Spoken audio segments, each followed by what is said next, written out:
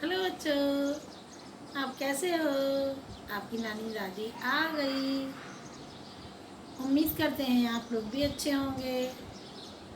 मौसम तो बहुत ख़राब चल रहा है। आप लोग अपना ख्याल रख रहे होंगे, ऐसी उम्मीद करती हूँ मैं।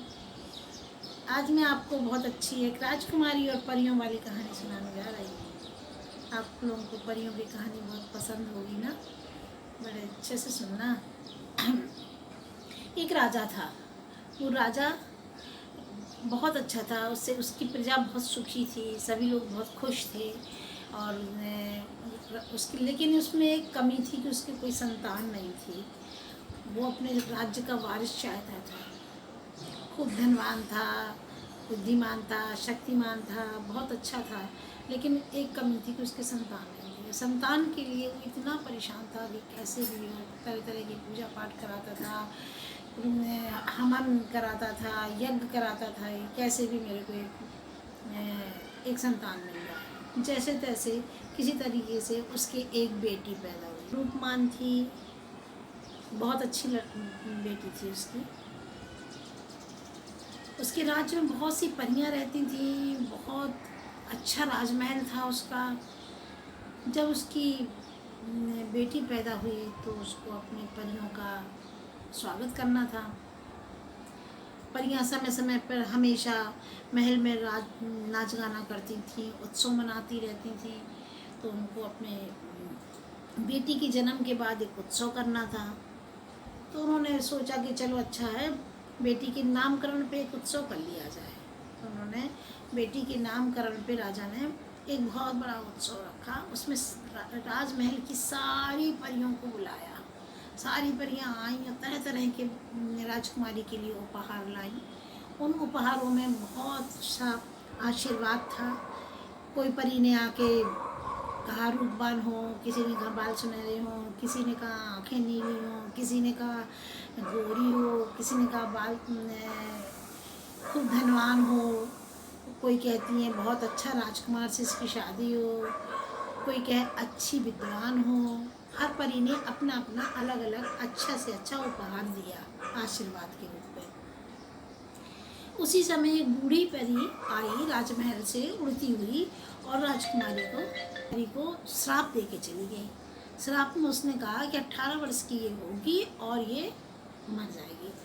जब मर जाएगा शब्द सुना तो राजा का भी दिमाग खराब हो गया। सब एकदम सन्नाटा खिंच गया पूरे राजमहल में। सब जितने लोग उत्सव मनाने आए थे सभी का दिमाग खराब हो गया, सब सन्नाटा सा खिंच गया।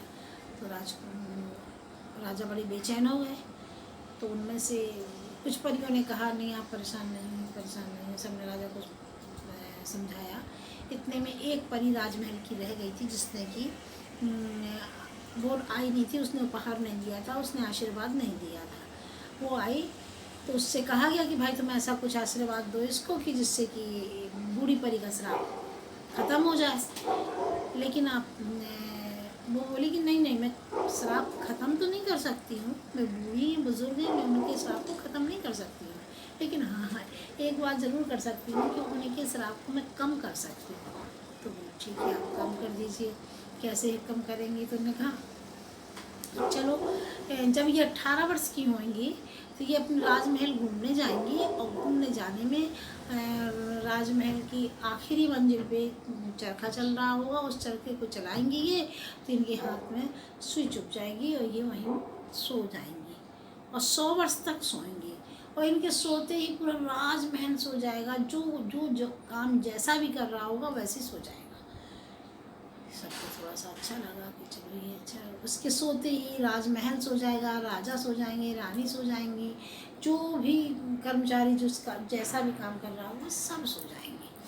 राजा को थोड़ा अच्छा लगा। फिर धीरे धीरे समय सब लोग अपने अपने खाना नाच गाना हुआ, खाना पीना हुआ, सब काम निपटा, सब अपने अपने घर को चले गए। अब धीरे धीरे राजकुमारी बड़ी होने लगी। एक समय आया कि वह 18 साल की हो गई। राजा हर समय उस राजकुमारी पे निगाह रखते थे कि राजमहल घूमने ना जाए, ऊपर की मंजिल में ना जाए। लेकिन एक दिन अचानक किसी को पता भी नहीं चला कब राजकुमारी ऊपर आखिरी मंजिल में पहुंच गई। वहाँ देखा तो एक परी चरखा चला रही थी, उनका चरखा चलाने लग गई। चरखा चलाते ही उन्होंने कहा, उन्होंने तो कभी चरखा देखा नहीं था, राजकुमारी ने देखा तो उनको उत्सुक हुई और वो चरखा चलाने लगी। चरखा चलाते ही तुरंत उनके हाथ में सुई चुभ गई और वे वहीं गिर पड़ी। खून निकलने लगा और वे वहीं गिर पड़ी। तो वहीं पास में एक पलंग पड़ा था, उसमें उनको लिटा दिया गया और वो लेटते ही सो गई। और उनके सोते ही पूरा महल सो गया, पूरा राजमहल सो गया। रसोइये में रसोइया चावल पसा रहा था तो भगोना लिए सो गया। रसोई की आग बुझ गई। चिड़ियाँ छत पे चहचहा रही थी तो चिड़ियाँ चहचहाती हुई ऐसे सो गई। धोबी कपड़ा साफ कर रहा था तो कपड़ा धोते सो गया। बर्तन वाला बर्तन साफ कर रहा था, वो भी सो गया। जो कर्मचारी जो भी जैसा काम कर रहे थे राजमहल में, वो वैसा ही सब सो गए। एक पुलिस वाला ऐसे डंडा लिए एक किसी को डांट रहा था तो उसके हाथ पे यूँ डंडा यूँ सो गया। इस तरीके से पूरे राजमहल में जो जैसे थे वैसे वह सो गए। उन दरबार में दरबार लगा था, राजा राजगद्दी में बैठे सो गए, दरबारी अपनी जगह पे सो गए, पहरेदार अपनी जगह पर खड़े खड़े सो गए। इस तरीके से पूरा राजमहल सो गया। अब बात बीत गई, काफ़ी दिन हो गए, धीरे धीरे समय बीतता गया। पूरा महल झाड़ियों से छुप गया, तरह तरह के पेड़ पौधे उग गए और पेड़ पौधे झाड़ फंगनास से पूरा महल ढक गया। केवल एक कहानी बन गई पूरे आसपास के राज्यों में, आसपास के देशों में, कि यहाँ पर एक महल है, वहाँ एक सुंदरी सो रही है, एक सोती सुंदरी है। यहाँ एक महल है, यहाँ एक सुंदरी सो रही है। तो अब सभी राजाओं को एक मन में ये बात उठी कि चलो हम भी देखें कौन सी सुंदरी है, कहाँ है, कैसा राजमहल है। तो एक राजकुमार के मन में आई और उसने घोड़े पे सवार हुआ और अपने साथ में एक साथी लिया उसने, और ढूंढता हुआ तलवार से झाड़ियाँ काटता हुआ और आगे बढ़ा। आगे आते आते देखा उसको महल दिख गया। उसने झाड़ियाँ काट के और आगे बढ़ा तो देखा दरबान सो रहे हैं खड़े खड़े ही। तो उनने झाड़ियाँ काटी, एक साथ किया कि दरबान को हिलाया, लेकिन वे पहरेदार बिल्कुल भी हिले ही नहीं, सो रहे थे, वो बहुत गहरी नींद में थे। फिर ऐसी झाड़ी काटते तलवार चलाते राजकुमार अंदर पहुँचे। उन्हें पूरा महल घूमा, देखा जहाँ तहाँ सब लोग अपना अपना हाथ पकड़े, ऐसे कोई वैसे सब सो रहे हैं। देखा तो राजा राज सिंहासन में बैठे सो रहे हैं, दरबार लगा है, दरबारी सब सो रहे हैं। घूमते वे ऊपर पहुँच गए जहाँ पे राजकुमारी सो रही थी। राजकुमारी के पास पहुँच गए, राजकुमारी को देखा, पहले उसको बड़े ध्यान से देखते रहे, बहुत सुंदर थी। फिर उन्होंने धीरे से उनके सिर पे हाथ रख दिया।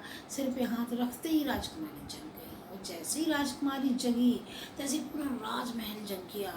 चिड़ियाँ चहचहा के उड़ गईं, रसोइये ने चावल पसा लिए, चूल्हे में आग जलने लगी, धोबी ने कपड़ा धो लिए, बर्तन वाले ने बर्तन साफ करने लगा, पुलिस वाला जिसको मार रहा था उसकी पिटाई लगाने लगा, राजा अपने दरबार को चलाने लगे। इस तरीके सारे काम जहाँ के तहाँ जैसे तैसे होने लगे।